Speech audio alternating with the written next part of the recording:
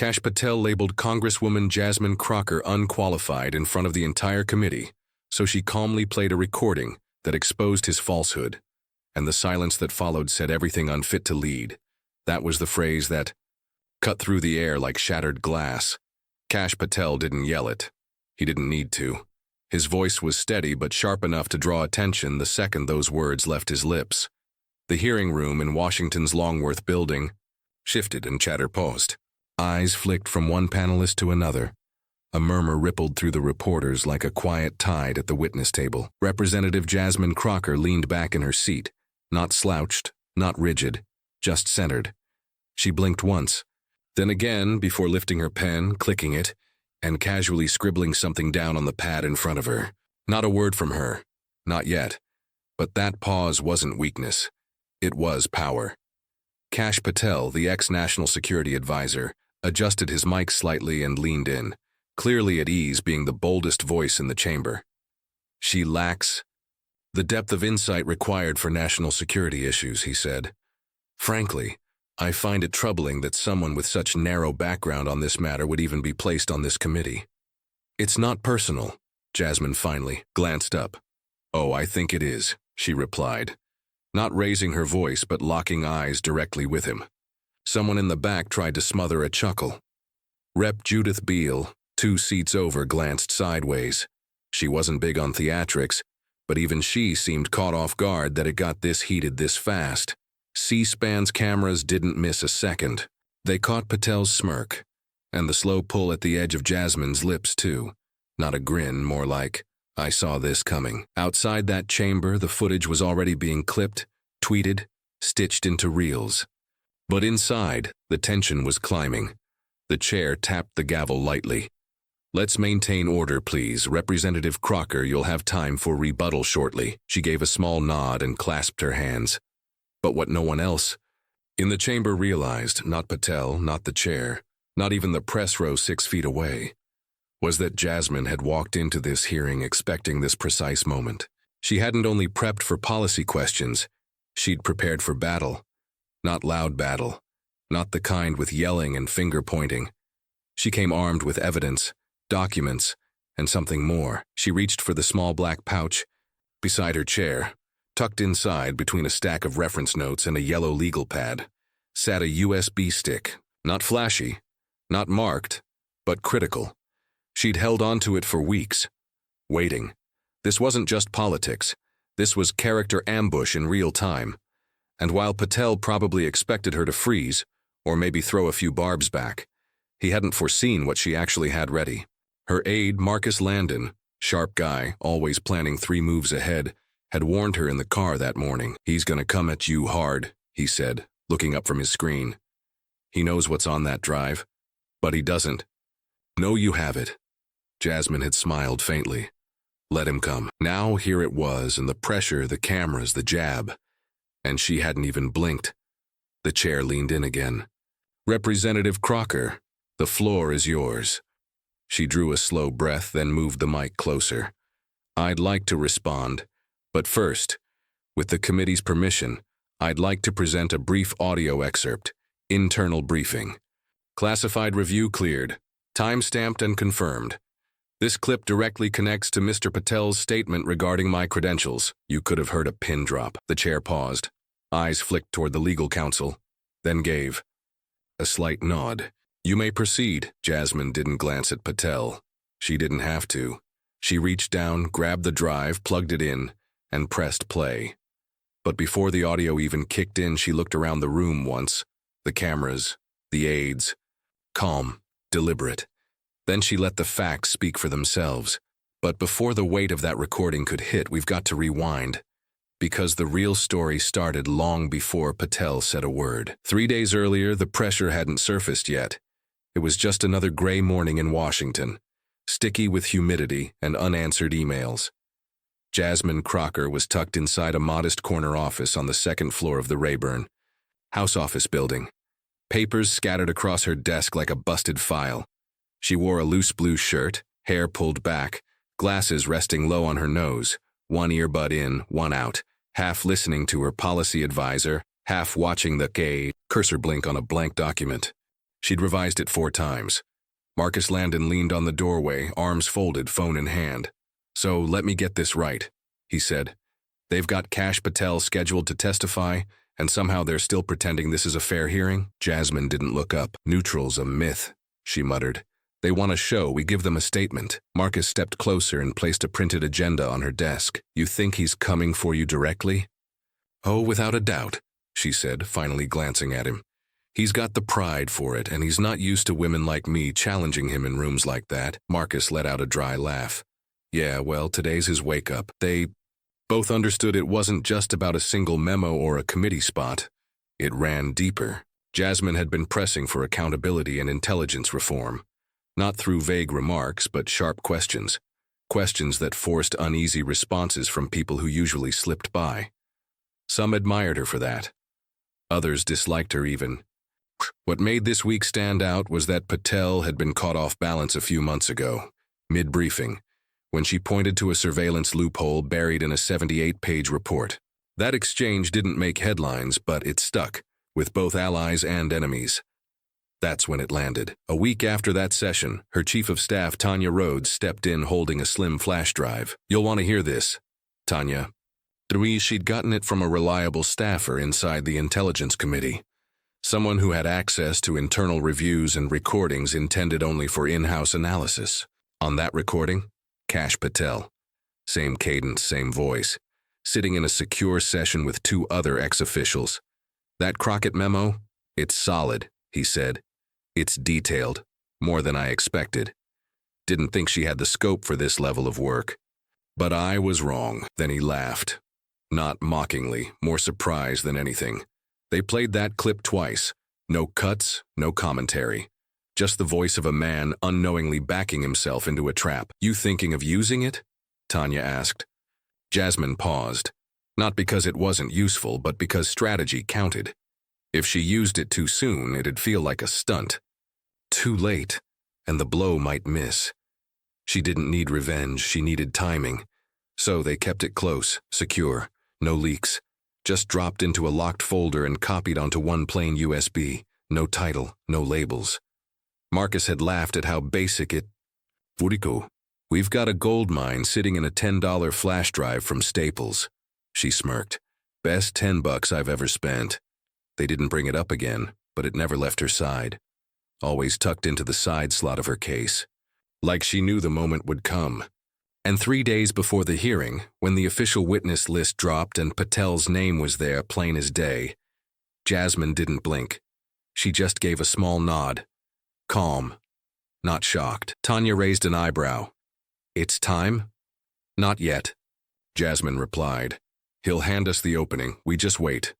What she couldn't fully see coming was how fast it would happen, or how deep he'd go once the cameras rolled.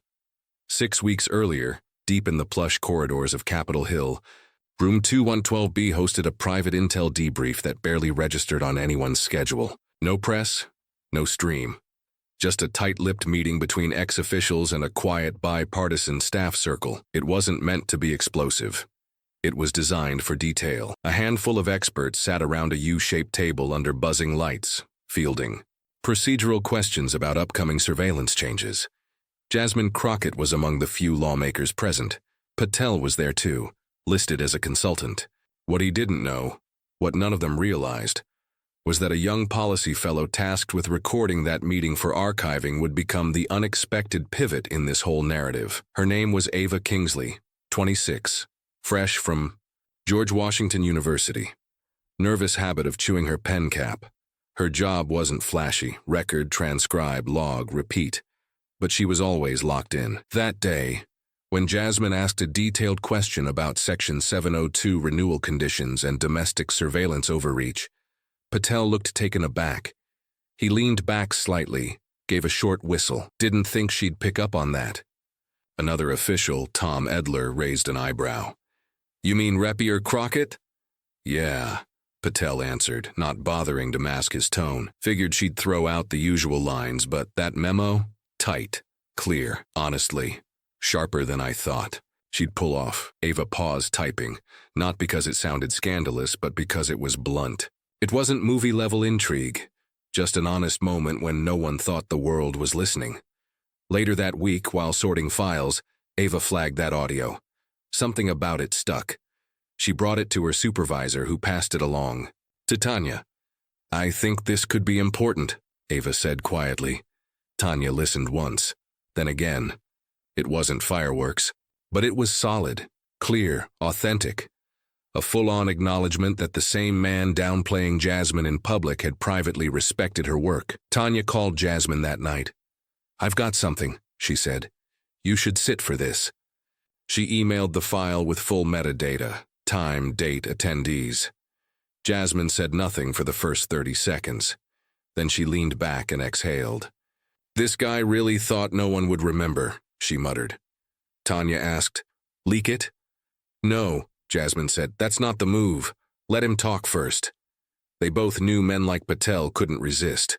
When the room turned against them, they didn't get quieter. They got louder. She didn't need to bait him. He'd walk straight into it. And when that witness list hit her inbox 2 weeks later, with his name locked in, Jasmine didn't flinch. She called Ava directly. "You did something bold," she told her. "I didn't do it for anything," Ava replied. "I just figured it deserved to be heard." Jasmine saved the audio, then transferred it to the small black USB by her notes, and waited. She didn't practice some grand reveal. No rehearsed drama. That wasn't her approach. Her playbook was simple. Let him run his mouth, let him dig. And when the moment came, let the facts speak. But once that hearing kicked off and the lights came up, Patel didn't just bring criticism. He brought venom. That's when it crossed the line. Thursday morning landed with sticky air clinging to collars and palm shakes.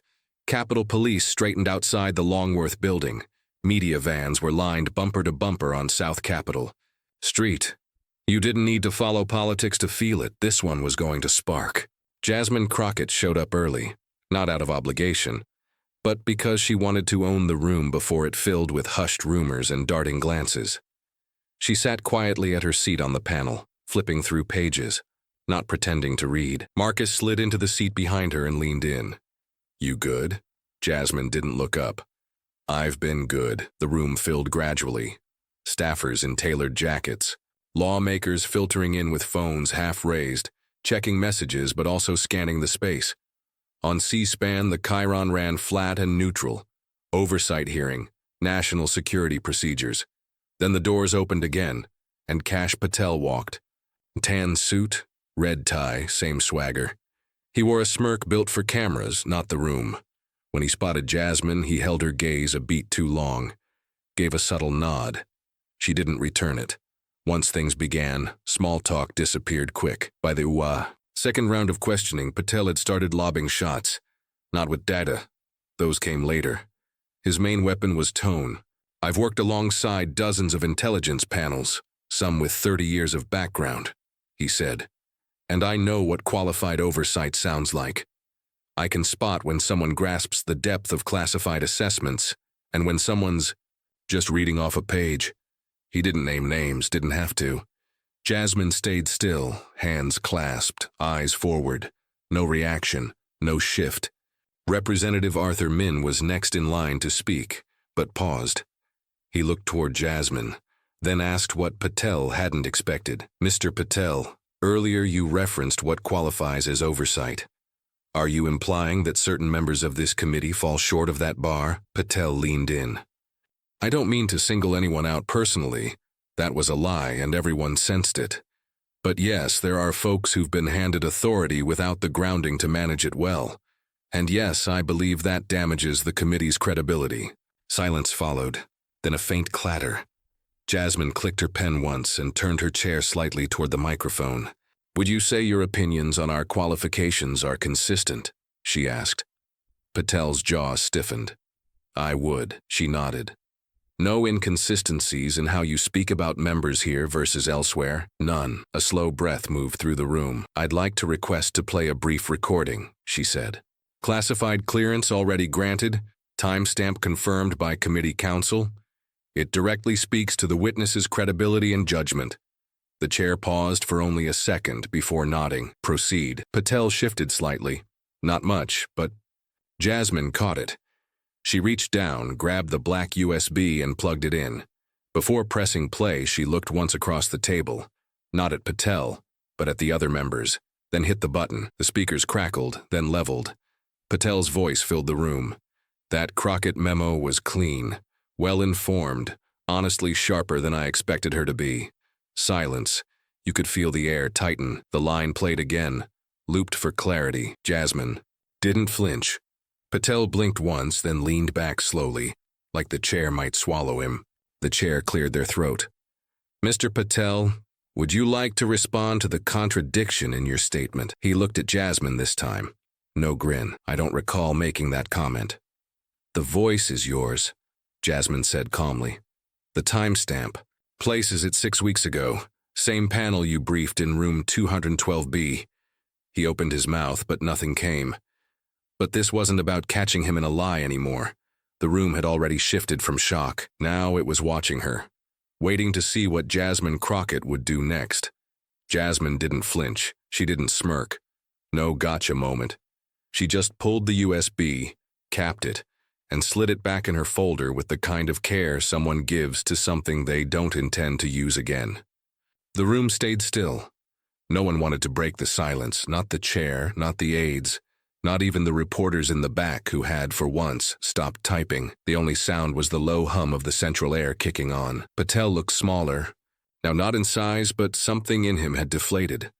Like he realized too late he'd played the wrong card. The chair cleared their throat again. Quieter this time. "We'll allow Representative Crockett to finish her remarks."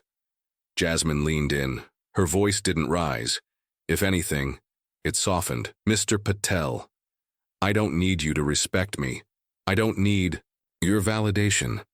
But when you call me unqualified based on guesses, then contradict your own review in private, that's not just misleading, it's dishonest." She paused, eyes glancing down the panel. "I joined this committee to ask real questions and help shape policies that protect actual people. If that bothers you, that's not my issue. But what you won't do is rewrite facts just because the truth feels inconvenient." Now, a few heads around the panel moved. Some nodded, others looked surprised that someone had finally just said it straight. Representative Judith Beale, silent most of the morning, leaned gently into her mic. "I think we've now all heard firsthand proof that Mr. Patel's public remarks clash with his private words. That's something we should all keep in mind before trusting more claims from him as credible." She didn't raise her voice either, but her words hit. Patel tried to recover. "It's possible my words were taken out of context. I've praised folks before and later changed that view. But it was already too late. Once you hear someone's raw truth, spin just comes off like noise." Marcus, sitting in the second row, behind Jasmine, glanced at her with raised brows. She didn't glance back, but she could feel his pride without needing to see it. Across the aisle, one of the senior members from the opposing party, Repron Vernon Hicks, leaned toward a colleague and muttered something. They both leaned back, arms folded. Jasmine didn't need to hear what was said. The posture was loud enough. She wasn't new to this anymore. When the chair eventually called for a short recess, there wasn't the usual movement. People didn't dash out for coffee. They sat still, processing what had just happened. Jasmine remained in her seat, calm, steady, letting the quiet work in her favor. Patel, meanwhile, rose slowly, gathered his documents, and stepped away from the mic like someone suddenly unsure which way to move. Out in the hallway, cameras crowded in, desperate for a soundbite. He gave a brief, tight-lipped reply. No comment at this moment. Back inside, Jasmine was quietly approached by Reppers Ron Thomas Wynn, a moderate Democrat who'd barely spoken 10 words to her in 3 years. He paused at her desk and said, "That was handled." She looked up. "Handled?" He nodded once, cleanly, with clarity. "We need more of that here." Then he walked off. It wasn't a roaring applause. It wasn't a tearful moment. But in this place, moments like that meant everything. Jasmine gathered her notes, slid the USB folder back into her bag, and stood. But public respect doesn't always feel secure in private, and the next few hours would test how far that moment might echo behind closed doors. The hearing broke for lunch, but no one seemed hungry. The halls buzzed, not with chatter, but with that heavy quiet that follows something real. No one had to say it out loud. They'd all heard it. They'd all seen it. Jasmine stepped out of the chamber and adjusted her blazer. She didn't check her phone yet. Didn't rush to the press gaggle. She needed a second. Just one. Marcus caught up to her halfway down the corridor. "Want me to run cover?" he asked, eyes on the pack of reporters hovering by the rotunda like circling hawks. She shook her head. "Let them. I've got nothing to cover up." A reporter from the Hill approached first. Young, breathless. "Representative Crockett, did you know ahead of time that Mr. Patel had made that remark?" Jasmine gave a tight, measured smile. "I knew what I needed to know. That's all." She didn't need a headline. The hearing had said it all. By the time she reached her temporary office down the corridor, her inbox had already doubled in unread emails. The subject lines varied. Solid move. Surprise audio moment. Bold. Some were from fellow reps, others from aides she barely recalled. Meeting. Tanya was already inside, phone to her ear. She mouthed "nice job," then held up a finger while finishing her call. "I'm telling you," she said as she hung up. "They're scrambling over there. Patel's team is trying to see if there's any way to undermine the clip. But the audio's clean, Jasmine. The timestamps line up. You're solid." Jasmine let out a quiet breath. Not relief, but something steadier. Like finally putting down a weight you've carried too long. "I wasn't trying to trap him," she said, settling into a chair. "I just needed the room to see what I've seen." Tanya leaned in. They saw. Outside the door, two staffers knocked gently. One of them, a young guy named Keegan from Representative Wynn's team, peeked in. "Hey, just wanted to say that was sharp today, really. A few of us in our office were watching. Yeah. Well done." Jasmine gave a nod. "Thanks. Means a lot." Keegan paused before shutting the door. "I didn't think you'd go with the audio." "Glad you did." After he left, Marcus leaned in. "You've got more eyes on you now than ever, but be ready. Not all of them are clapping," she knew. In D.C., respect and resentment walked the same hallway, and after a public win, the real battles usually happen in silence. Emails ignored, committee invites quietly skipped, talking points bent just enough to sow doubt. Still, something had shifted, not just for her, but for anyone who'd witnessed that room. People saw a woman stay steady, use facts, and walk through heat without blinking. Later that afternoon, she took a call from someone she hadn't spoken to in almost a year. Representative Cheryl Landon, a centrist from Michigan who had been skeptical, often distant. "You stood your ground," Cheryl said, flatly. "Didn't yell. Didn't grandstand. That goes further than you think." Jasmine waited a moment. "Thanks. I wasn't trying to win anything. I just wanted to set the record straight." "Well," Cheryl replied, "sometimes setting the record straight is winning." They didn't speak long. They didn't need to. At 3:37 p.m., Jasmine finally opened Twitter. A clip of the audio playback, 38 seconds, was already making the rounds. Over 600,000 views. The replies were mixed, obviously, but one line kept showing up. She let the truth do the talking. She closed the app, then looked up. "I'm not done," she told Marcus and Tanya. Tanya raised a brow. "You thinking press push?" "No, I'm thinking message. Something direct. Something real." She reached for her laptop. But while the world outside was just beginning to absorb what had gone down in that room, Jasmine was already getting ready for what had to come next. The sun had dipped just enough to stretch long shadows across Constitution Avenue when Jasmine finally stepped outside. She didn't leave through the main doors. Too loud, too many lenses. Instead, she exited out the side door near South Capitol Street, the one most interns used without drawing notice. Marcus stayed close behind, holding her jacket, though the air was still heavy and warm. "You sure you don't want a car?" he asked. "I need the walk." And she meant that. Her heels clicked steadily on the sidewalk as she moved toward a quieter part of the block, away from the chaos, away from the snapping shutters. She didn't rush. She just walked, letting her body finally sync up with everything her mind had been holding all day. Across the street, two Capitol staffers sitting on a bench looked up when they noticed her. One of them, maybe early 30s, holding a tablet, stood and gave her a single quiet clap. Not mocking, not for show. Just one of those rare moments when someone sees you fully and says, "I get it." She smiled. Small, genuine. Then kept walking.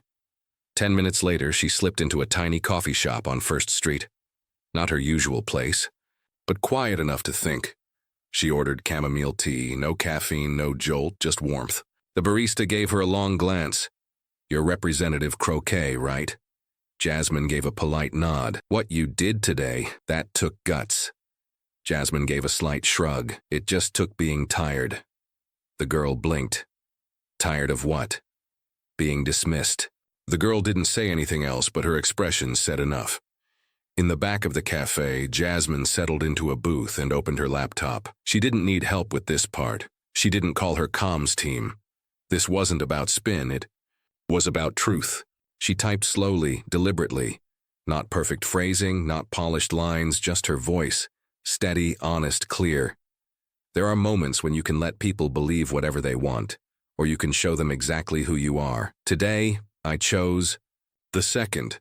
I won't always have audio to back up my work, but I'll always bring the same focus, same facts, and same drive. If you're ever in a moment where someone tries to shrink your value, don't flinch. Let them speak. Then respond with your proof. You're calm, and if you've put in the work, let that effort speak louder than the noise. She hit send. The post went live on her official page. Hundreds of likes in the first minute, then more, then thousands. A minute later, her phone buzzed again. It was a message from Ava Kingsley. Saw the clip. Heard my audio in there. Felt surreal. Thank you for using it with care. Jasmine stared at the message for a bit before replying. Thank you for listening closely. That mattered more than you know. Just then, the coffee shop door swung open. A familiar face, Rep. Thomas Wynne, walked in. He spotted her and gave a polite wave. Didn't expect to find you here, he said, sliding into the booth across from her. Uninvited, but not unwanted. I needed a minute, she replied. He nodded. Well, you got a lot of people rethinking things after today, me included. Jasmine tilted her head slightly, curious. Rethinking what? That maybe the strongest voice in the room isn't always the loudest one. He stayed just long enough to say that, then left her with her tea. She glanced out the window for a bit, watching two aides argue over directions, watching a bike courier nearly lose a folder to the wind. It wasn't dramatic. It wasn't cinematic. It was just life, still moving. But as the city rolled on, something in her settled, and something else began to rise. Not pride, not ego, just clarity. The next morning, Jasmine Crockett woke before sunrise. Her phone, face down on the nightstand, buzzed constantly against the wood. Notifications, tags, headlines, emails, most still unopened. But she didn't reach for it first. She walked barefoot into the kitchen, brewed a pot of coffee, and sat at the small wooden table she rarely had time for. No makeup, no blazer. Just Jasmine, robe wrapped close, sipping slowly, letting her thoughts settle into her body. It had been under 24 hours since that hearing, and already the outside world had spun itself into chaos. Cable panels were dissecting her answers. Online threads argued the ethics of using private audio, even though the legality was already confirmed. Blogs praised her composure. A few, predictably, doubled down on character smears, accusing her of ambushing a national security official. She knew that would come. When you disrupt the script, they always try to make you the problem. At 7 a.m., she opened her laptop. Again. This time not to scroll, not to react, but to record. No edits, no media team, just her voice and the camera. She hit record. Good morning, she began. Her tone was even. Not staged, not slick, just real. Yesterday was something. I've been in a lot of hearings, but that was different. She paused. Let it sit. I want to speak directly to the people who've sent me messages, emails, calls, people who've shared their own stories of being dismissed or sidelined. At work, in school, in life. I hear you. Another pause. Not dramatic, but deliberate. I didn't walk into that room looking for a fight. I walked in with notes, policy questions, and a file I'd been building for weeks. She looked directly into the camera. But when someone questions your ability in public, you've got two choices. You either let it slide or you stand up. She took a breath. I stood up. Not with shouting, not with jabs. With evidence, with a voice that held steady even when it hurt to be doubted. Her voice shook. just a little. Not because she wasn't certain, but because the moment still stung. I'm not flawless, I'm not pretending to be. But I show up, I prepare, I ask the hard questions, especially when they make people squirm. She inhaled again, then let her tone soften. And to the young ones watching, especially the girls, especially those who feel out of place in rooms like that, you belong. Your moment will come. Someone will try to knock you down. She smiled, just barely. Don't freeze, breathe, and if you've done the work, trust it. That was it, no hashtags, no branding, just truth. I've got another hearing in 3 hours. Life just keeps moving. She ended the video there. No dramatic sign-off, no background music, just a woman speaking truth into a lens. She uploaded it to her official pages, then closed the laptop, and got on with her day. Within 2 hours, the clip had spread across platforms, shared by teachers, nurses, organizers, former military personnel. Even a few people she never expected would publicly back her. The message landed because it was simple, because it was real. In the break room of a public high school in Akron, Ohio, a civics teacher played the video for a group of 11th graders who hadn't heard of Jasmine Crockett until that day. Halfway through, one of the students, Amira, raised her hand and said, wait, so she didn't yell? She didn't storm out? Nope, the teacher replied. She let him speak, then responded with proof. Mira grinned. I like that. The teacher looked around at the rest of the class. Lessons come in all shapes. Sometimes they show up on C-SPAN, but for Jasmine, the goal was never to go viral. It was to speak up when it mattered most, and remind others that quiet confidence isn't weakness, it's strength. By Friday evening, the chaos had calmed, at least on the surface. The hearing clips still looped on news channels, but the speed had slowed. The commentators had moved on to fresher controversies, louder clashes. That's how it usually went. Yesterday's blaze turned into today's spark, but not for everyone. Inside homes, classrooms, cafeterias, the ripple stuck around. Quiet, steady. People were still reflecting on it, on her. In a small studio apartment in Spokane, Washington, a woman named Gloria sat on her faded beige couch, watching the clip for the 4th time. She was 62, retired now after 35. Years in education, she'd seen women like Jasmine come and go, smart, relentless, often crushed under the weight of proving themselves twice as hard to be taken half as seriously. Gloria didn't cry, but she did sit a little taller as Jasmine's words played. Again. Let them speak, then answer with your proof, she whispered to no one. That's how you do it. Back in D.C., Jasmine sat in her car, parked outside her apartment, for a long time before heading inside. Not because she was avoiding the silence, but because, finally, the silence felt welcome. For the first time in days, she wasn't bracing for something. She scrolled through her phone, not the mentions, not the headlines, just one message from Ava again. You inspired a lot of people this week. Hope you know that. She did know. But knowing and feeling it weren't always the same. She thought about all the times she'd seen someone else get steamrolled by louder voices, more power, more privilege. She remembered the times she hadn't spoken up, the moments she let it pass when she told herself it wasn't worth the effort. But this time she didn't stay quiet. Not for revenge. Not even for justice, just so the truth could mean something. And this time it did. Later that weekend, during a community Q&A in a church basement in Hyattsville, a teenage girl in the back raised her hand. Her voice was soft but firm. How do you know when it's the right moment to speak up? The room stilled, waiting. Jasmine paused, then smiled. You don't always know. But if someone's trying to shape who you are with a lie, and you have the truth, that's your cue. Say what's real. And say it without needing to shout. The girl nodded slowly, writing it down like it mattered. Because it did. And later, when Jasmine returned to her office, the flash drive was still there, tucked in the same folder. She didn't throw it away, but she didn't need it anymore. Because now, when people said her name, they remembered more than just a moment. They remembered the calm, the strength, the facts, the silence that carried weight. And for once, that was enough. We live in a world that often rewards whoever talks the loudest, but sometimes the strongest person is the one who waits, listens, prepares, and speaks with intention. If you've ever felt doubted, dismissed, or told you weren't enough, remember this. You don't need permission to be capable. You don't need approval to be right.